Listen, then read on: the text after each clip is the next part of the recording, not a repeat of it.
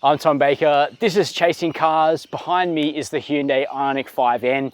This is kind of part two of my experience driving the Ioniq 5N here in Australia.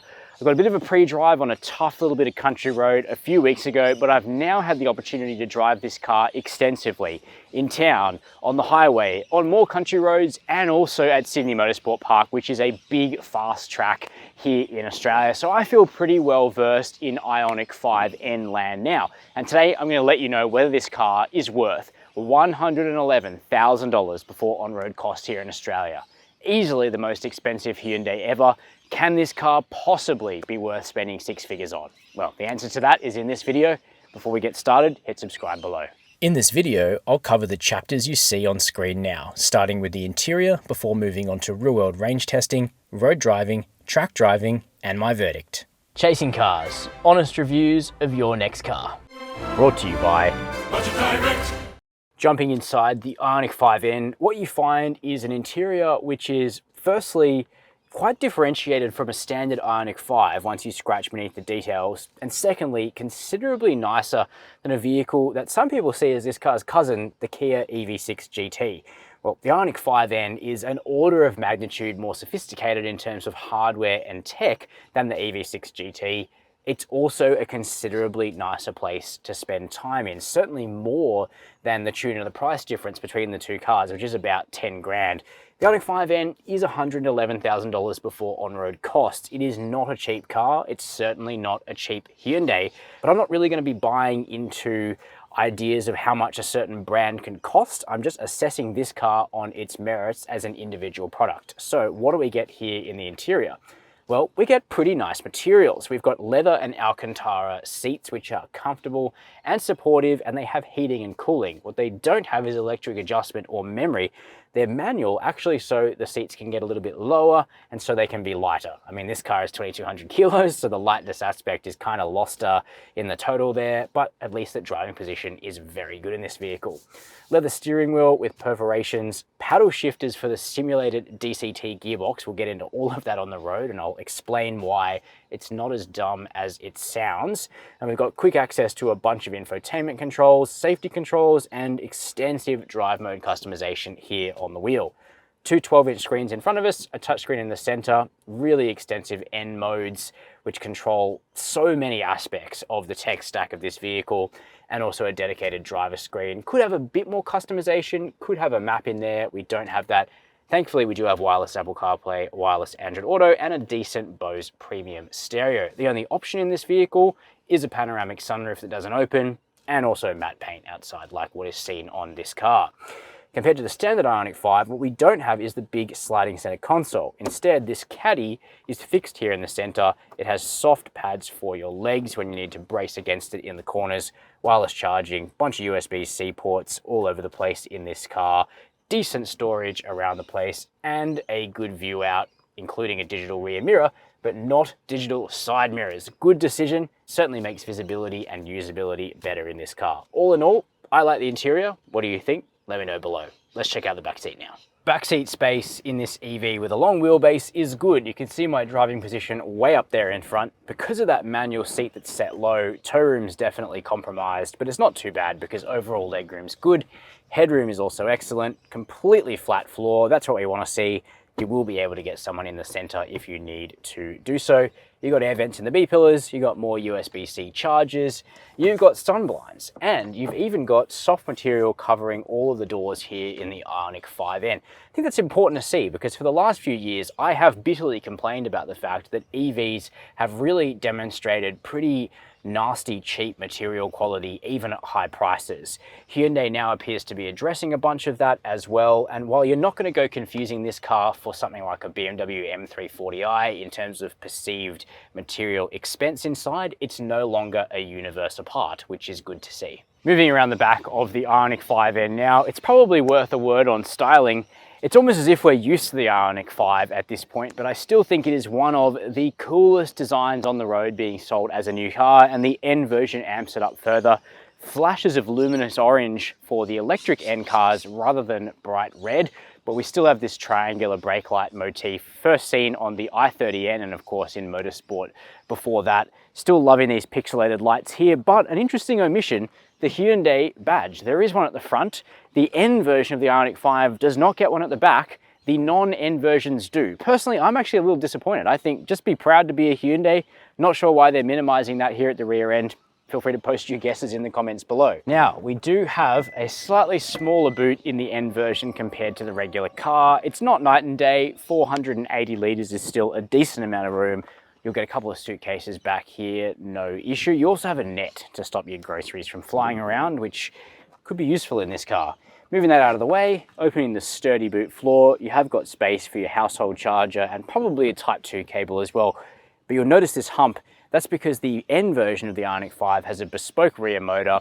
It's got much more cooling. It's got a bespoke inverter. It all takes up more room. But as we'll find out when we take the car for a drive, it does pay dividends in terms of your performance. Closing that power tailgate now. The last thing we'll do before we drive this thing is we'll head around the front. Now we've got to come around to the front of the Ioniq 5N once again, because this is normally where there would be a frunk in the Ioniq 5, but not for this car. Kind of cool new flat black badge for the N. We open up that bonnet, which opens like a traditional car bonnet, and what we find here is a fixed beauty cover there. Beneath it, there is no frunk. So what is going on here? Well, firstly, there's actually quite a bit more active cooling for the N. That's why this light bar here has been ripped out and replaced with transparent louvers. It actually does serve a purpose. There's also opening ducts down the bottom for additional cooling. What there is in here is not the standard front motor from an Ioniq 5 all-wheel drive. Instead, what this is the rear motor from a Genesis GV60, which has been turned the other way. So the packaging is quite different here in the N version. No room for a frunk in this vehicle, so the boot space is all you got. Like all EVs, we put the Ioniq 5N through our independent range tests. The N has a usable battery capacity of about 80 kilowatt hours, although Hyundai does not confirm a precise size. Based on 80 kilowatt hours on our urban range test, the Ioniq 5N delivered a range of 437 kilometers, based on consumption of 18.3 kilowatt hours per 100 kilometers in eco mode. Out on the highway, the Ioniq 5N returned consumption of 20.2 kilowatt hours per 100 kilometers for a highway range of 396 kilometers. That's a notable improvement on the related Kia EV6 GT, which used 20.7 kilowatt hours per 100 kilometers for a range of 357 k's from its smaller 74 kilowatt hour battery.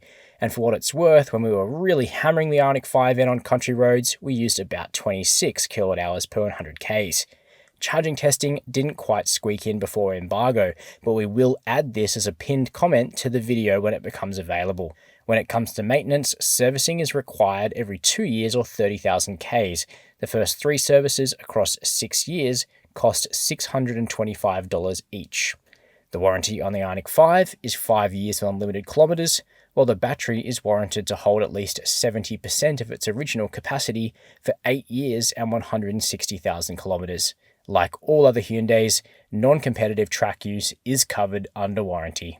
We'll hit the track in just a minute, but first of all, I want to tell you exactly what the Ioniq 5 is like, or the kind of driving you're more likely to do day to day in this vehicle, because like other N cars, Hyundai's intention for the Ioniq 5N is that it be very good on track, very good on country roads, but also that it be a totally serviceable daily driver. And the good news is that it is very good at being a daily driver, particularly if you have the capacity to charge at home. It's also really compelling on back roads, but that's where we start to run into some of those issues around range, which this car has just enough of, I would say, but probably not an overwhelming amount. Now, when you look at this car's performance stats on paper, it looks like an absolute monster. In default modes, it's producing 448 kilowatts of power and 740 newton meters of torque. In the N Grin Boost mode, it'll even do 478 kilowatts and 770 newton meters of torque temporarily. This thing is a beast, and that's reflected in the 0 to 100 claim of 3.4 seconds. Certainly you're not looking for additional power in this car, and yet this is actually kind of a rare performance car in that it is totally quiet, comfortable, settled, and easy to drive at low speeds. It is perfectly fine for the commute, apart from the fact that the Ioniq 5 is actually pretty large. It is bigger than it looks in photos, and in particular, it's really wide. My garage at home is certainly on the narrow side, and so you have to be a little bit careful backing in a vehicle as wide as the Ioniq 5, and in particular the Ioniq 5N. So make sure you check that out before you sign on the dotted line. Now, when you're just driving around town in quiet comfort in the Ioniq 5N, you're actually benefiting from some aspects of this car which were developed for sporty driving, but are also good for comfortable driving, including the electronically controlled suspension, which works really well to deliver a nice, level, reasonably plush ride despite the big wheels. Now, you are going to notice a lot of unsprung mass. If you fall into a pothole, you're going to notice with a ka-thunk up into the cabin. That's because those alloys on this car are so big and heavy, though they're not as heavy as the ones on the standard all-wheel drive Ioniq 5N. So in some ways, this car actually is better at not sending a nasty rivet up through the cabin when you do inevitably drop into a pothole, which is nice. It's also, I think, a little bit quieter than the standard Ioniq 5 inside. We know that Hyundai's been working on adding sound deadening, which will eventually come to the non-N version. But my point is, this is actually a reasonably luxurious, reasonably opulent vehicle to drive day to day when you're not even tapping into its performance credibility. But then, if you find a back road, which you're going to want to do in this car, as long as it's not too far from where you live, it is super easy to set this thing up into a more aggressive drive mode. There is huge layering of customization in the Ioniq 5N. But if you spend maybe 20-30 minutes when you first get the car, set up your custom 1, custom 2 drive modes, they are accessible right here on the steering wheel. It's actually really easy to just set this car up to do what you want really quick. So my N custom mode has soft suspension, comfort steering, high performance on the motor, ESC Sport, and also what I quite like is the fake combustion sound and the fake gears. I'll explain why. It's a silly little thing, and on paper and probably on video it comes across as maybe even a little bit lame.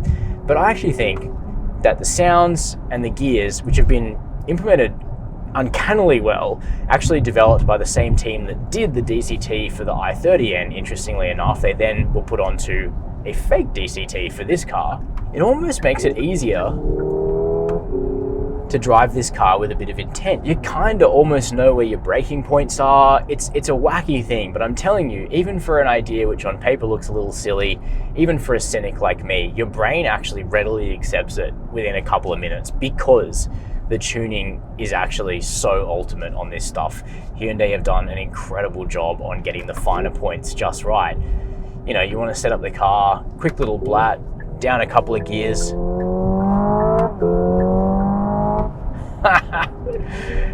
It's entertaining, I'm not going to lie to you. It is honestly fun to drive this car in this mode with the sound, but if you don't like it, one push of a button, it's off. We're back to EV-like silence if you prefer that. You can also set the thing up to sound like a jet fighter. I'll show you that on track.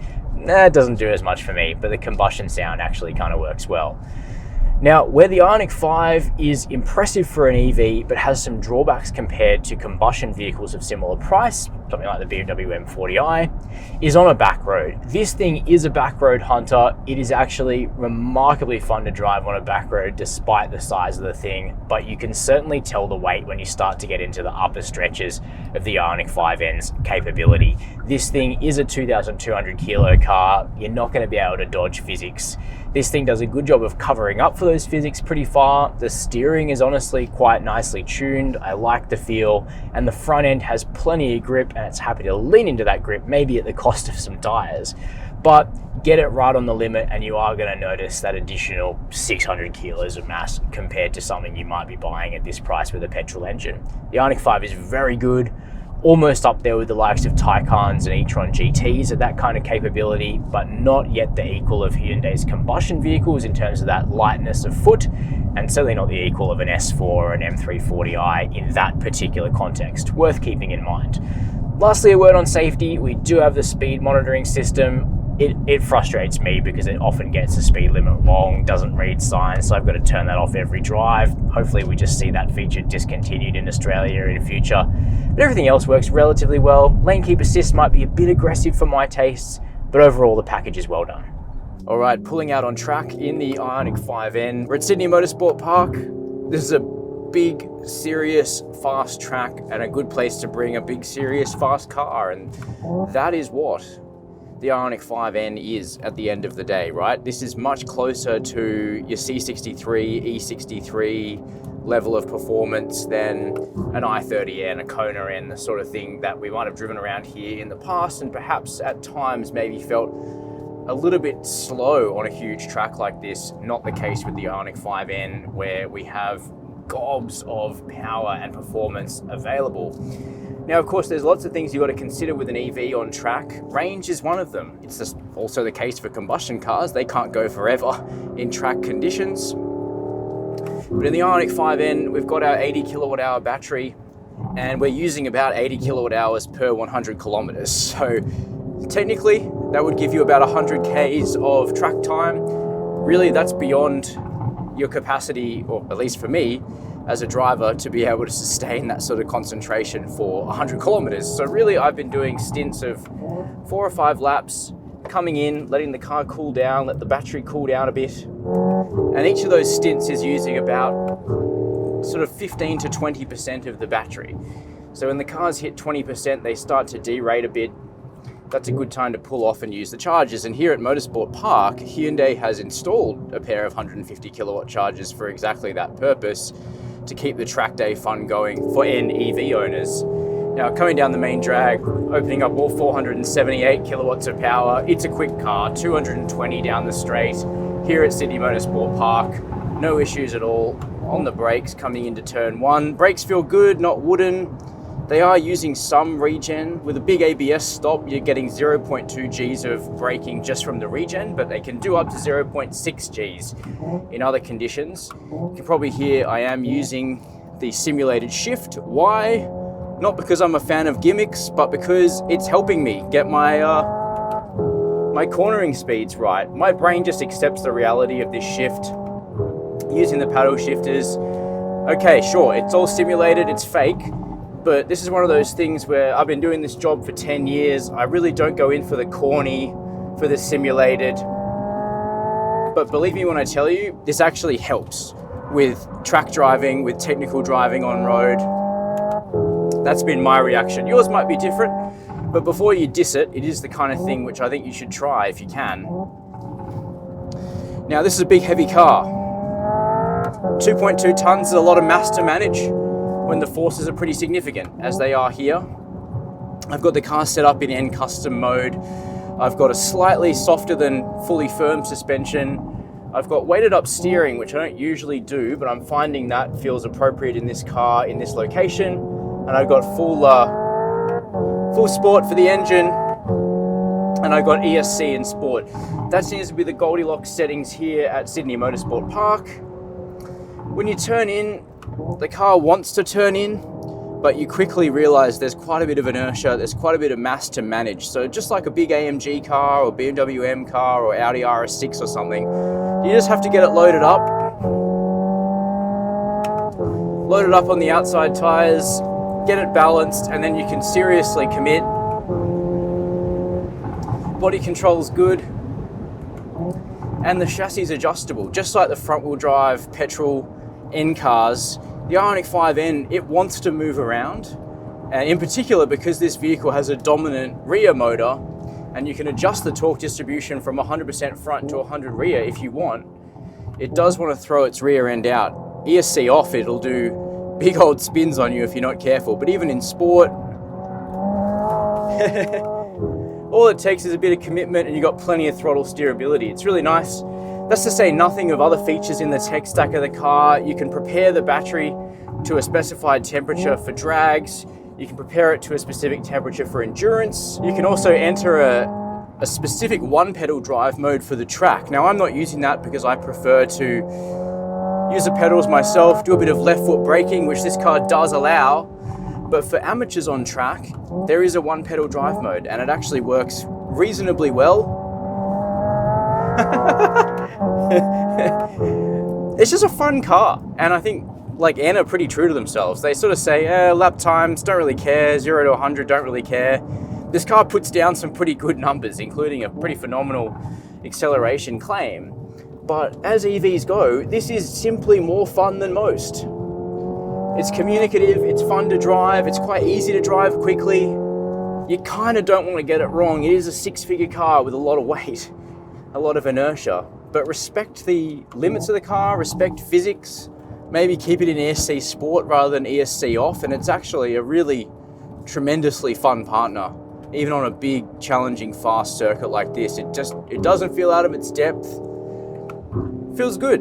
And if you've got a circuit where there is a charging strategy in place, just like here at Motorsport Park, where we can get the car onto a 150 kilowatt charger quickly, easily, while you're having your snack, because as a driver, you can't drive all day on track with no brake. That's simply not possible, at least not for me. So at a circuit like this, which is put in chargers, very easy to run the Ioniq 5 as a track day car. Not so easy if you don't have quick access to supercharging or ultra rapid charging capability, something to keep in mind. But here at Motorsport Park, we're all set. So this car is a viable track day car. One thing I will say though, it does eat tires, particularly if you like doing big slides. You won't get many big slides out of this car before having to replace your tires. Like 5 or 6 big slides are gonna eat your rear tires. It's honestly a small number like that. Have tested the car on the standard P0 Elec, I think, tires, the standard OE tire. They're pretty good. The upgrade accessory tire, the P0 Corsa, even better. Heaps of feel from the Corsas. If you're gonna do track days with the Ioniq 5N, definitely think about picking up a pair of those, getting yourself a supply of those, because they really do make a big difference. So those are my impressions of the new Ioniq 5N out here in the real world. In town, the burbs, on the highway, country roads, and even on track. I think it's fair to say we've experienced it all in this car. If there's one thing that I was going to look for, it would probably be a slightly bigger battery, or a battery that delivered slightly stronger efficiency. The range is kind of just enough in a car like this, and it feels like we might still be a couple of years away from a leap forward in the sort of density and efficiency that would make this car a true 500 kilometer vehicle, where you'd be feeling really safe to take it out on a back road. Because here in Australia, the back roads are simply not close to town for the majority of people. But once you get it to a road like that, you unleash the power and the performance. This is a game-changing electric vehicle, full stop, and it's a game-changing car for Hyundai as well. Is it worth 111 grand? I think it absolutely is. It is a difficult sell to purchase a Hyundai at that price. I'm not going to make two bones about it, but this car is absolutely a viable alternative to the likes of the BMW M340i, X3 M40i, let alone vehicles like the Tesla Model Y Performance, which this is clearly ahead of in terms of dynamics. Those are my opinions. Let me know yours down below in the comments. While you're there, hit subscribe, hit the notification bell. As always, thanks for watching Chasing Cars.